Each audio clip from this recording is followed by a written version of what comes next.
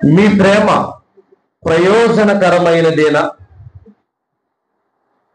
దేవుని బిడ్డలారా, అప్పుడప్పుడు మన కుటుంబాలలో ఎవరైనా బాగా చదువుకుని చక్కటి ఉద్యోగంలో సెటిల్ అయ్యాడనుకోండి, మనం ఏం మాట్లాడతాం తెలుసా? నా కుమారుడు ప్రయోజకుడయ్యాడు, నా కుమారుడు ప్రయోజకుడయ్యాడు. మరి అంతకు ముందు ప్రయోజకుడు కాలేదనే కదా అర్థం. అప్పుడప్పుడు కుమార్తెల గురించి చెబుతూ నా కుమార్తె యొక్క జీవితం సెటిల్ అయిపోయింది అంటాం. అంటే ఒక మంచి భర్త దొరికి ఉండొచ్చు, ఆ భర్త మంచి ఉద్యోగస్తుడై ఉండొచ్చు, చక్కటి సంసారం ఏర్పరచబడి ఉండొచ్చు. అప్పుడు మనం మాట్లాడుతూ ఉంటాం, నా కూతురు భవిష్యత్తు ఇక మనము చూసుకోవలసిన అవసరం లేదు, నా కూతురు కూడా ఒక ప్రయోజకురాలైందని మనం చెప్పుకుంటాం. ఈ మాటలు మనకి త్వరగా అర్థం అవుతాయి, కానీ బైబిల్లో మాటలు అర్థం చేసుకోవాలి అంటే కొంచెం కష్టమే. దేవుడు అంటున్నాడు, నీ ప్రేమ ప్రయోజనకరమైనదేనా అని అడుగుతున్నాడు. అంటే ప్రేమలో నువ్వు ప్రయోజకుడు అయ్యావా అని అడుగుతున్నాడు. ప్రేమలో నీవు ప్రయోజకుడయ్యావా, నా ప్రేమలో నీవు ప్రయోజకుడయ్యావా అని అడుగుతున్నాడు అన్నమాట. దేవుని బిడ్డలారా, లోకములో ప్రయోజకులు అవుతున్నాం, మరి దేవుని ప్రేమలో ప్రయోజకులుగా మారామా అన్నది మనము జాగ్రత్తగా గమనించాలి. దేవుని బిడ్డలారా, ఒక మంచి మాట బైబిల్ గ్రంథాన్ని బట్టి పరిశీలిద్దాం. యెషయా గ్రంథము 48వ అధ్యాయము 17వ వచనం. నీ మోచకుడును ఇజ్రాయేలు పరిశుద్ధ దేవుడునైన యెహోవా ఇలాగూ సెలవిచ్చుచున్నాడు, రాయబడుతున్నమాట, నీకు ప్రయోజనము కలుగునట్లు నీ దేవుడునైనా యెహోవానగు నేను నీకు ఉపదేశము చేయుదును, నీవు నడవవలసిన త్రోవను నిన్ను నడిపించుదును. దేవునికి మహిమ కలుగునుగాక. నిన్ను ఒక త్రోవను నడిపిస్తాను. అది నీ జీవితంలో దేనిని తీసుకొస్తుంది అంటే రాయబడుతున్నమాట, నీకు ప్రయోజనము కలుగునట్లు. ఏం కలుగునట్లు? ప్రయోజనము కలుగునట్లు. కొంతమంది ఉదయకాలము నుండి సాయంకాలం వరకు కష్టపడతారు, కానీ కష్టపడినంత ఎక్కడ ఖర్చు పెడతారు? ఉదయం నుండి సాయంకాలం వరకు కష్టపడిన కష్టం అంతా కొంతమంది సారాకి, మద్యానికి, కళ్ళుకి ఖర్చు పెడతారట. వాళ్ళకి ఏమైనా ప్రయోజనం ఉందా? లేదు. ఇది ఎందుకు చెబుతున్నానంటే వాళ్ళ గురించి చెప్పాలని కాదు, మనము కూడా వారం వారం వాక్యం వింటున్నాం, ఎక్కడ ఖర్చు పెడుతున్నాం చెప్పండి. వాక్యం విని మర్చిపోయామనుకోండి, తాగుబోతుడు కన్నా దారుణం మనమే. అంతేనమ్మా? ఉదయం నుండి సాయంత్రం వరకు గొడ్డులాగా కష్టపడి 500, 600, 700 సంపాదించి ఆ సంపాదన మద్య దుకాణంలో ఖర్చు పెడుతున్నాడు అనుకోండి, ఆ కష్టానికి ప్రయోజనం ఏమన్నా ఉందమ్మా? లేదు. ఇదిగో మనం ప్రతి వారం కూడా భక్తి గల మాటలు వింటూ ఉన్నాం. విన్న మాటలు పక్కన పెట్టేసి మన జీవితాన్ని మార్చుకోలేదు అనుకోండి, మన జీవితం కూడా ప్రయోజనకరమేనా? కాదు. ఇలాంటి పరిస్థితులు కలిగిన రోజులలో దేవుడే తన ప్రేమను బట్టి నీకు ప్రయోజనము కలుగునట్లు అన్నాడు. అంటే నీవు దేవుని ప్రేమను తెలుసుకుంటున్నావు కదా, ఆ ప్రేమ నీకు ప్రయోజనకరమైన పరిస్థితుల్లోనికి నిన్ను తీసుకెళ్ళినట్లుగా దేవుడు అంటున్నమాట, నీవు నడవవలసిన త్రోవను నిన్ను నడిపించెదను. ఎంతమంది ఇష్టపడుతూ ఉన్నాం? దేవుడు ఆయన చేయి పట్టుకొని నిన్ను నడిపించాలనుకుంటున్నాడు. నీవు ఆయన చేతిని నీ చేయి ఆయన చేతిలో ఉంచుతున్నావా? లేదా అప్పుడప్పుడు తల్లి చేయి పట్టుకుంటే పిల్లలు ఏం చేస్తారో తెలుసా? విదిలించుకొని వెళ్ళిపోతూ ఉంటారు. మన పిల్లలు అలా ఏం చేస్తారమ్మా? మన చిన్న బిడ్డలు ఏం చేస్తారు? అమ్మా, దారిని వెళుతున్నప్పుడు బిడ్డలు ఏమైపోతారేమో కంగారుతో చేయి పట్టుకుంటే, నా చెయ్యి వదులు, నా చెయ్యి వదులు, నా చెయ్యి వదులు అని వాళ్ళ ఇష్టానుసారంగా వాళ్ళు నడవడానికి, గంతులు వేయడానికి, పరుగులు ఎత్తడానికి ఇష్టపడుతూ ఉంటారు. వాళ్ళ మాత్రమే కాదు, మనము కూడా అంతే. దేవుడు మన చేయి పట్టుకొని ఇటు వెళ్ళకూడదు, అటు వెళ్ళకూడదు, నేను చెబుతున్నాను నా వెంట రా అంటుంటే మనం ఏం చేస్తున్నాం? అటువైపు నాకు విదేశాలు వెళ్ళాలని ఉందని ఈ చెయ్యి వదిలించుకుంటున్నాం, ఇటువైపు అందము నన్ను ఆకర్షిస్తుందని చెయ్యి వదిలించుకుంటున్నాం, ఇటువైపు మంచి భోజనం దొరుకుతుందని చెయ్యి వదిలించుకుంటున్నాం, ఆఖరికి దేవుణ్ణే వదిలేస్తున్నాం. అంటే మనకి దేవుడి కన్నా మనకి ఏం కావాలి? మనకి దేవుడి కన్నా మనకేం కావాలి? పిల్లలు బిస్కెట్లు అంటే ఇష్టపడినట్లుగా, రొట్టెలంటే ఇష్టపడినట్లుగా, చేపలంటే ఇష్టపడినట్లుగా మనకి కూడా కొన్ని ఇష్టాలు ఉన్నాయి. ఆ ఇష్టాల కొరకు దేవుడు మన చెయ్యి పట్టుకుంటున్నా వదిలించుకొని మనము జీవిస్తూ ఉన్నాం. ఈ జీవితము ప్రయోజనకరమైనదా, ప్రమాదకరమైనదా చెప్పండి. దేవుని బిడ్డలారా, ప్రమాదం గమనించకపోతే నాశనానికి పోయేది ఎవరో తెలుసా? ఆ ప్రమాదాన్ని గుర్తించని వారు. దేవుని బిడ్డలారా, ఒక మంచి మాటను మనం చదువుకుందాం. ఎందుకంటే నీకు ప్రయోజనము కలిగినట్లు ఆ వాక్యాన్ని ఒకసారి చదువుతాను, జాగ్రత్తగా వినండి. రాయబడుతున్న మాట 48వ అధ్యాయం 17వ వచనం.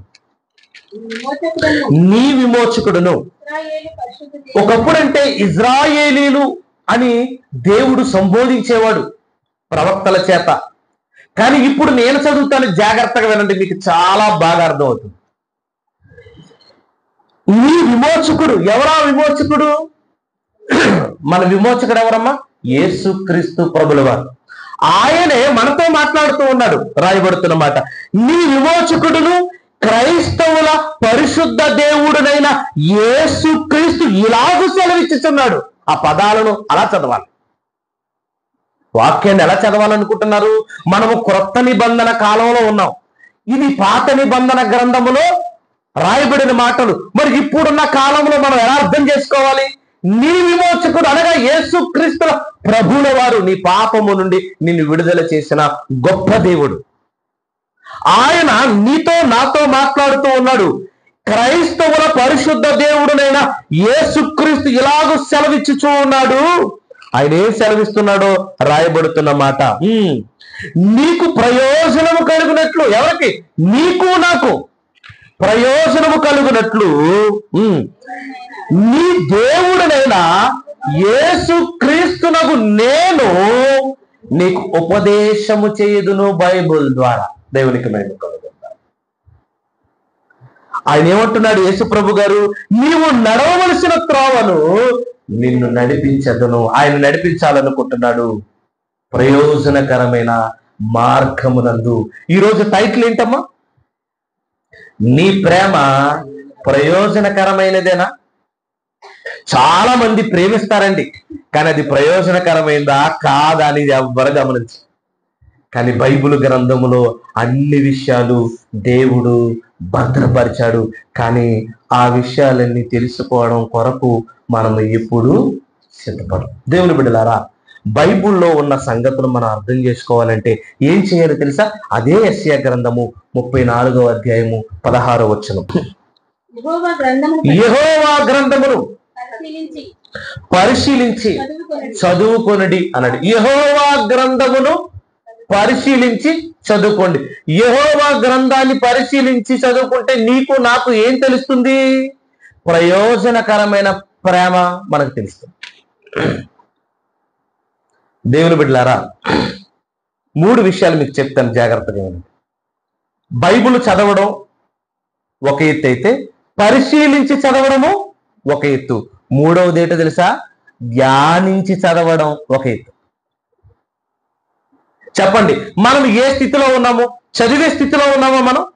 అమ్మా, ప్రతిరోజు బైబిల్ చదువుతున్నామా మనం? దయచేసి చదివిన వాళ్ళకి దేవుని పేరట మీ అందరికీ హృదయపూర్వకంగా నా వందనాలు. చదవని వారికి ఈ రోజు నుంచి చదవడానికి ప్రయత్నించాలి. ఎందుకంటే ఎవరిని కొట్టేది కాదు, తిట్టేది కాదు. దేవుడు మనలను చక్కగా నడిపించాలనుకుంటున్నాడు. నడుద్దాం.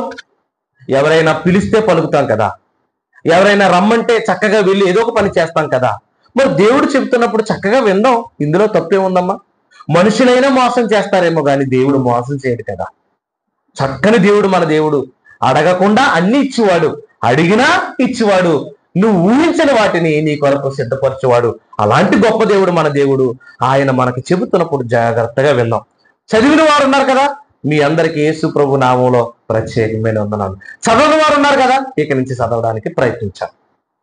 ప్రభు అంటున్న మాట, రాయబడుతున్న మాట, యెహోవా గ్రంథమును పరిశీలించి చదువుకో. మొట్టమొదటిగా చదవడం రావాలి, రెండవదిగా పరిశీలించి చదువుకోవాలి, మూడవదిగా ధ్యానించాలి. అప్పుడు ప్రయోజనకరమైన ప్రేమ నీకు అర్థం అవుతుంది. లేకపోతే నీకేమీ అర్థం కాదు. ఏమ్మా, నీకేమీ అర్థం కాదు. ఒక కూర రెడీ అవ్వాలనుకోండి, ఎన్ని రకాల వస్తువులు మనం అందులో సమకూస్తే మనకి టేస్ట్ వస్తుందో మనకు తెలుసు.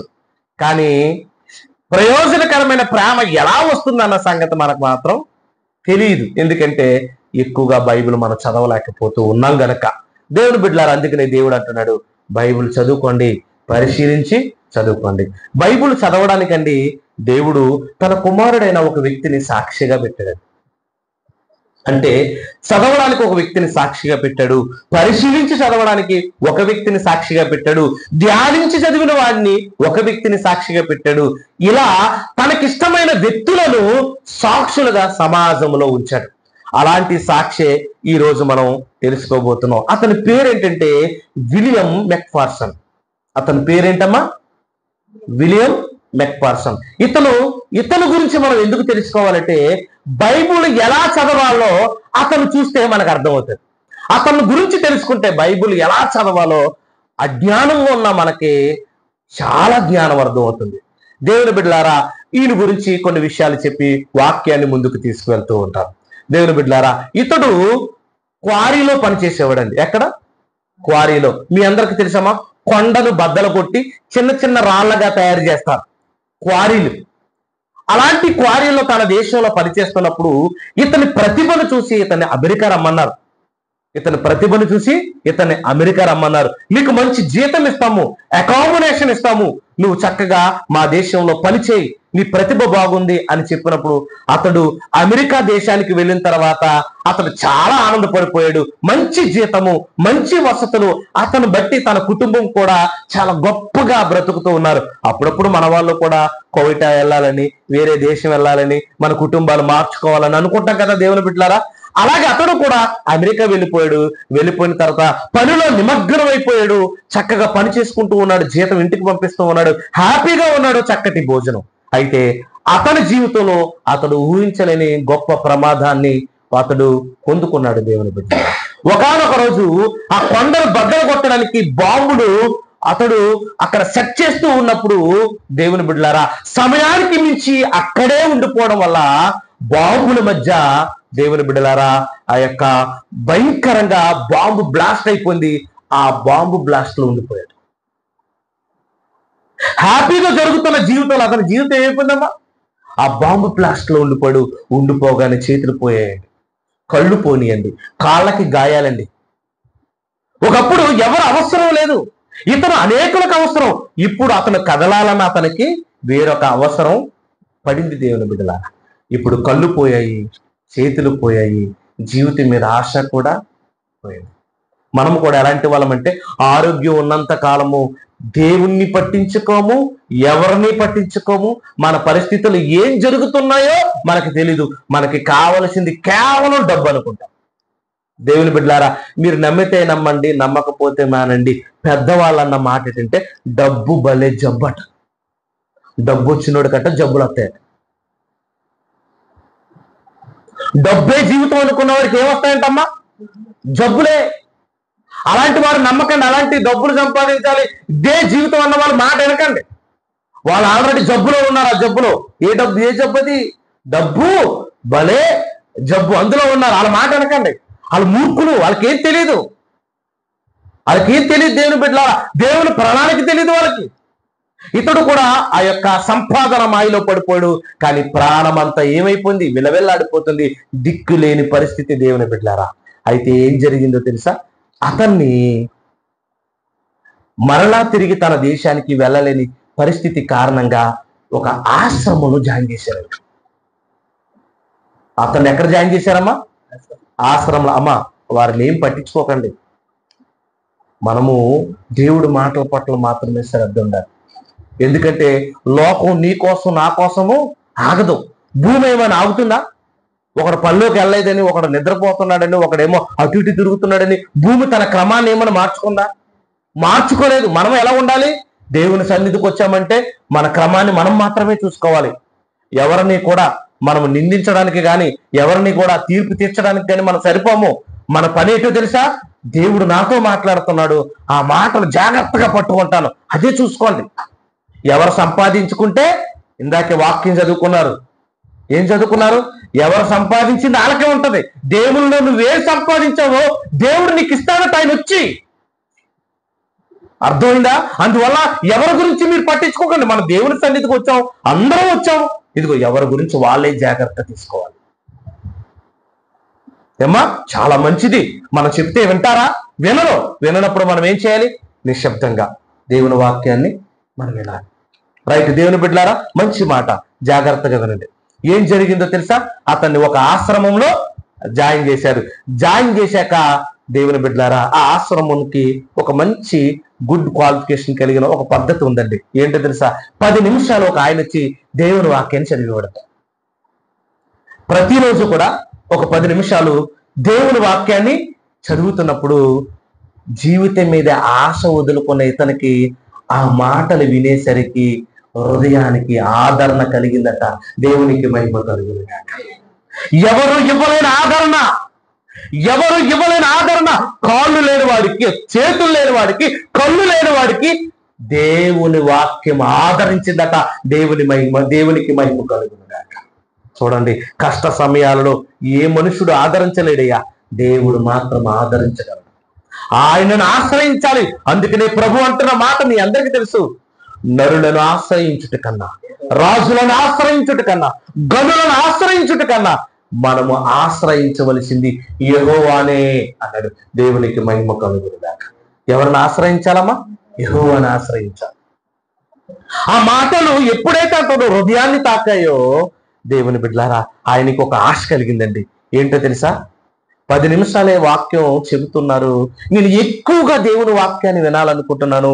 నా జీవిత భారమంతా ఆయన మాటల చేత దించబడుతుంది, త్రుంచబడుతుంది. నా హృదయానికి తేలిక కలిగింది. ఈ వికటమైన జీవితం, అంటే ఈ వికట కలిగిన జీవితంలో కూడా బ్రతకాలని ఆశ పుట్టిందని అతడు ఎంతో ఆశపడి, వాక్యం ఎవరైనా చదవండి, వాక్యం ఎవరైనా చదవండి అంటే ఎవరు చదువుతారో చెప్పండి? ఎవరు చదువుతారు? అది అసలే ఆశ్రమం, ఎవరి పనుల్లో వాళ్ళు ఉంటారు. కానీ అతని ఆశ చంపుకోలేదు. దేవుని బిడ్డలారా, అతని ఆశ చంపుకోలేక ఏం చేశాడో తెలుసా? దేవుని బిడ్డలారా, ఏం చేశాడో తెలుసా? బైబిల్ చదవాలనుకున్నాడు. ఎప్పుడు? చేతులు లేవు, కళ్ళు లేవు, కాళ్ళు కూడా సరిగా లేవు, ఆరోగ్యం కూడా బాలేదు. ఏం చదవాలనుకున్నాడు? మనకి చేతులు ఉన్నాయి, కన్నులు ఉన్నాయి, ఏమో కాళ్ళు కూడా బాగున్నాయి. ఏం చేయాలనుకుంటున్నాం? అతడేం చేయాలనుకున్నాడు? మనం ఏం చేయాలనుకుంటున్నాం? ఇవన్నీ బాగుంటే 10 రూపాయలు సంపాదించాలని మనం అనుకుంటాం. అతడేమనుకున్నాడమ్మా? బైబిల్ చదవాలి. అయితే మరి బైబిల్ ఎలా చదువుతాడు? అతని కన్నులు లేవు, చేతులు లేవు, ఎలా చదువుతాడు? అతడికి ఒక విషయం అతని యొద్దకు దేవుడు పంపించాడు. ఏంటో తెలుసా? బ్రెయిన్లీ లిపితో బైబిల్ ఉంటుందండి. ఏ లిపితోనమ్మా? ఏ లిపితో? బ్రెయిన్లీ లిపితో. గురుడ్డువారు తడుగుతూ బైబిల్ చదువుతారు, మీకు తెలుసా? గురుడ్డువారు బైబిల్ చదువుతారు కదమ్మా, దానిని ఏమంటారంటే బ్రెయిన్ లిపి అంటారు. ఇలాగ తాకుతూ అక్షరాలను గుర్తుపెట్టి ఆ మాటలేటో చదువుతారు. అలాంటి బైబిల్ అతనికి ఇవ్వబడింది. ఇవ్వబడినప్పుడు ఏం చేశాడో తెలుసా? మరి చేతులు లేవు కదమ్మా. కన్నులు లేనివాడు చేతులతో తడిమి చదివే బైబిల్ అది. కానీ ఇతనికి ఏమి లేవు, చేతులు కూడా లేవు. ఇప్పుడు ఎలా చదవాలి? అదే బైబిల్ దేవుని బిడ్డలారా పెదవులతో కూడా తాకి చదవచ్చట. అయితే బాబు గ్లాస్లో ఈ పెదాలకున్న స్పర్శ కూడా పోగొట్టుకున్నాడు. అప్పుడప్పుడు మన చేతులు తిమ్మురు లెక్కిపోయి ఉంటాయి, మొద్దుగా ఉంటాయి. ఎంత పని చేసినా ఏమి చలనం ఉండదు, మనకు తెలియదు. అలాంటిదప్పుడు చాలా బాధపడతా ఉంటాం. ఆయన బాంబు బ్లాస్ట్ లో ఆ పెదాలు కూడా దెబ్బతిన్నాయి. అయితే అతనికి ఆశ మాత్రం చనిపోలేదు. ఎలాగైనా బైబిల్ నేను చదవాలి. 10 నిమిషాలు మాట్లాడిన మాటలే నా హృదయాన్ని ఇలా కదిలిస్తే, బైబిల్ అంటే దేవుని మాటలు కదా, దేవుని గ్రంథము కదా, ఆ మాటలు నేను చదివితే ఆయన నాతోనే సూటిగా మాట్లాడతాడు కాబట్టి నేను ఇంకా బలపడగలను, ఇంకా నా జీవితానికి మారు మనసులోనికి నడిపించుకోగలను. ఆ దేవుని ఆదరణ నాకు కావాలని పరితపించిపోయాడండి. ఏమండి, ఈ పరితపించే విధానం మనకు ఉండదు. అమ్మ, మనస్ఫూర్తిగా చెప్పండి దేవుని బిడ్డలారా, దేవుని సన్నిధులు ఒప్పుకోవాలి, మనం మారిపోవాలి. మొట్టమొదటిగా ఒప్పుకోవాలి, రెండోది మారిపోవాలి. వినేసి వెళ్ళిపోయామనుకో ప్రయోజనకరం కాదు. మనకి ప్రయోజనకరంగా మారాలి అంటే వినాలి, ఒప్పుకోవాలి, మారు మనసు పొందాలి. అదే కదండి దేవుడు కోరుకుంటున్నాడు. మనం ఏమనుకుంటామంటే ప్రతి ఆదివారం దేవుని సన్నిధికి వెళ్తున్నాం కదా, మనం గొప్పలు అయిపోయాం కదా అని మీరు అనుకుంటారు. లేదండి, ఇప్పుడు మరణిస్తే మనకు పరలోకం రాదు కాబట్టే కూర్చోబెట్టి మరలా ఆయన మాటను వినిపించి మనలను అంచెలంచెలుగా బాగుపరుస్తున్నాడు. దేవునికి మహిమ కలుగునుగాక. నిజమేనండి, దేవుని ప్రేమ ఈ కళ్ళకు గాని, ఈ మనసుకు గాని, మన హృదయానికి గాని తెలీదు. మనం ఏమనుకుంటామంటే దేవుడి ప్రేమ ఇంతే అనుకుంటాం. కాదు దేవుని బిడ్డలారా, ఒక మనిషి ప్రేమ మనకు తెలియదు, దేవుని ప్రేమ ఎలా తెలిసి చెప్పండి దేవుని బిడ్డలారా. భర్త ప్రేమ భార్యకి తెలియదు, భార్య ప్రేమ భర్తకు తెలియదు. ఇప్పటికీ బిడ్డల ప్రేమ, తల్లిదండ్రుల ప్రేమ బిడ్డలకు కూడా తెలియడం లేదు ఇప్పటికీ. అలాంటిది దేవాది దేవుని ఆయన యొక్క ప్రేమ ఎవరికి అర్థమవుతుంది చెప్పండి? అర్థం కాదు, తెలియదు కూడా. కానీ బైబిల్ గ్రంథం ద్వారా తెలుసుకునే అవకాశం కలిగించాడు గనక జాగ్రత్తగా మనం తెలుసుకుందాం. ఆ యొక్క కుమారుడు, ఆలోచించండి దేవుని బిడ్డలారా, ఇదిగో ఎలా చదవాలి అని ఏం చేశాడో తెలుసా? బైబిల్ని నాలిక స్పర్శతో చదవాలనుకున్నాడు. దేవునికి మహిమ కలుగునుగాక. ఎలా చదువుతున్నాడమ్మా? నాలిక బయట పెట్టి బైబిల్ని తడవడం మొదలు పెట్టాడు. ఈ అక్షరం ఏంటి, ఈ పదం ఏంటి, ఈ మాట ఏంటి, నాకు ఎలా ఉపయోగపడుతుంది అని బైబిల్ని చదవడం మొదలు పెట్టాడట. అలాగా బైబిల్ అంతా చదివేశాడట. బైబిల్ చదివేటప్పుడంట నాలిక వాపు వచ్చేదట, నాలిక నిండా రక్తమట. ఆయన బైబిల్ చదవడము ఆపలేదట. ఆపకుండా బైబిల్ చదువుతున్నాడు. చెప్పండి, మనకి అవయవాలు పోని చెప్పండి, బైబిల్ చదువుతున్నామా? ఇప్పుడు చెప్పండి, అతను ఒకవైపు నిలబెట్టి మనలను ఒకవైపు నిలబెడితే దేవుడు ఏం చేస్తాడు? దేవుడు ఏం చేస్తాడు చెప్పండి? దేవుడు కళ్ళు లేనివాడు చదువుతున్నాడు, కళ్ళున్నవాడు చదవడం లేదు. ఇప్పుడు దేవుడు ఏం చేయాలి చెప్పండి? చేతులు ఉన్నవాడు పని చేయడం లేదు, చేతులు లేనోడు ఏదో ఒక పని చేయాలనుకుంటున్నాడు. ఏం చేయాలి చెప్పండి? నాలుగుతో చదివాడంట దేవుని బిడ్డ. నాలుగుతో చదివింది ఎవరు అనుకుంటున్నారు? William McPherson. అమెరికాలో ఆశ్రమంలో ఆదరణ లేని చోట దేవుని మాటలు ఆదరిస్తే ఆ మాటలు చదవాలనుకున్నాడు. చదువుతున్నాడు. బైబిల్ అంతా పూర్తి చేసేసాడట. దేవునికి మహిమ. అమ్మా, ఇక్కడ ఉన్న వాళ్ళందరూ కూడా బైబిల్ ఒకసారి పూర్తి చేశారా? దయచేసి చెప్పండి అమ్మా. ఇక్కడ ఉన్న వాళ్ళు ఒక్కసారన్నా మరి చెప్పండి. మనం సాక్షులు కాలేదు, దేవుడికి అతను సాక్షిగా ఉన్నాడు. ఎందుకున్నాడు చెప్పండి? దేవుని మనసును అతడు కదిలించాడు. దేవుని బిడ్డ విలియం మెక్ఫర్సన్ అనేవాడు నా కుమారుడు, నా గ్రంథాన్ని చదివాడు. ఎలా చదివాడు తెలుసుకోండి అని ఈ రోజు సమాజంలో ఒక సాక్షిగా నిలబెట్టాడు. దేవుని బిడ్డలారా, ఎవరు సాక్షులు అవుతారో తెలుసా? ఆయన వాక్యాన్ని నెరవేర్చిన వాళ్ళు మాత్రమే సాక్షులు అవుతారు. కానీ వాక్యాన్ని పక్కన పెట్టిన వాళ్ళు సాక్షులు ఎందుకు అవుతారండి చెప్పండి? దేవుని బిడ్డలారా, వాక్యాన్ని పట్టించుకోలేను సాక్షులు ఎలా అవుతారు? అది మాత్రమే కాదండి, ఒకసారి చదివాడనేసి అతడు ఊరుకోలేదట, మరలా బైబిల్ చదవడం మొదలు పెట్టాడు. మనం ఒకసారి చదవలేదు, ఇంకో రెండోసారా మరలా బైబిల్ చదవడం మొదలు పెట్టాడట. మరలా బైబిల్ చదువుతున్నప్పుడు ఎలా చదివాడు అతను? ఒకసారి బైబిల్ చదువుకుంటూ వెళ్ళాడు, ఈసారి పరిశీలిస్తూ చదువుతున్నాడు. దేవునికి మహిమ కలుగునుగాక. ఎంత బాగా అర్థమవుతుందండి ఆయనకి వాక్యం. మరలా చదవాలని ఆశ ఎలా పుట్టింది? కాసేపు చదివితే నిద్ర వచ్చేది మనకి.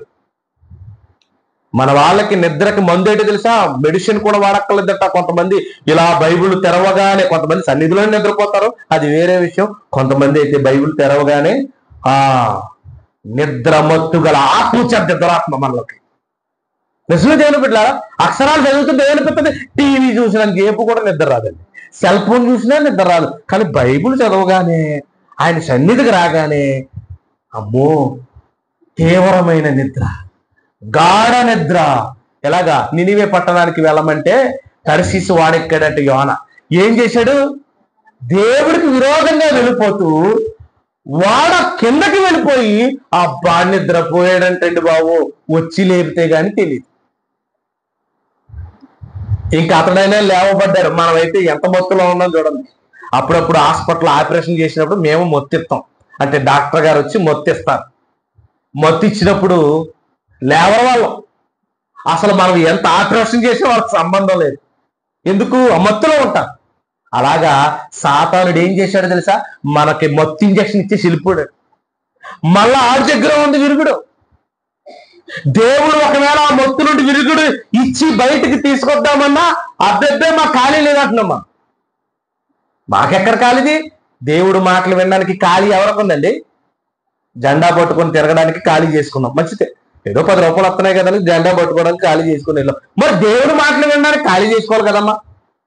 ఏమాత్రం పడిపాట్లు చేసేస్తున్నాం మనం? చెప్పండి దేవుని బిడ్డలారా. ఉదయకాలం రమ్మన్నారు 200 ఇస్తానన్నారు, సాయంకాలం రమ్మన్నారు 200 ఇస్తానన్నారు. జెండా పట్టుకొని వెళ్ళామా లేదా? అంటే ఏదో 10 రూపాయలు ఇస్తున్నా ఇంట్లో ఖర్చు పెట్టుకోవడానికే కదా. ఉదయం ఆరాధనకి వెళ్ళాం, దేవుడు నిత్య జీవం ఇస్తానన్నాడు. సాయంత్రం కూడా రామ్మా నీకు నిత్య జీవాన్ని ఇస్తాను. వస్తావా జెండా పట్టుకొని? చెప్పండి అమ్మా, జెండా పట్టుకొని వస్తామా? అయ్యా నేను వచ్చేసాను నీ సన్నిధికి, టయానికి వచ్చేస్తామా? అక్కడైతే టయానికి హాజరు అవ్వాలి, లేకపోతే మాట్లాడదాం. ఇక్కడ హాజరు కాకపోయినా పర్వాలేదు. చూసారా దేవుని బిడ్డలారా, సాతానుడు మనల్ని ఏం చేస్తున్నాడంటే డైవర్ట్ చేస్తున్నాడు. మనుషులు డైవర్ట్ చేయట్లేదు. పర్వాలేదులే పర్వాలేదులే పర్వాలేదులే పర్వాలేదు పర్వాలేదులే పర్వాలేదులే అంటాడు. అది దేవుని సన్నిధికి వెళ్ళకపోయినా పర్వాలేదు. ఇక్కడ వినపడతారు ఆ మాటలు. దేవుని బిడ్డలారా ఆలోచించండి. ఈ విలియం మెక్పార్సన్ అని ఆయన మరలా చదివాడట బైబిల్.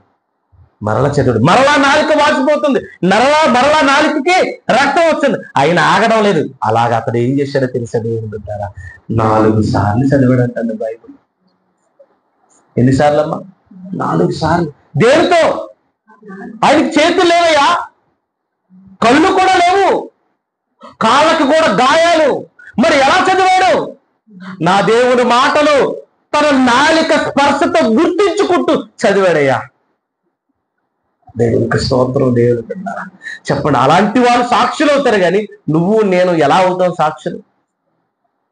ఒక అరగంట సేపు ఎక్కువైతే మనసంతా కకలాపికలం చేసుకుని ఎప్పుడు ముగిస్తారని ఎదురు చూసే బ్రతుకులు మనమే. బైబుల్ చదవాలి, నేను బైబుల్ చదవాలి.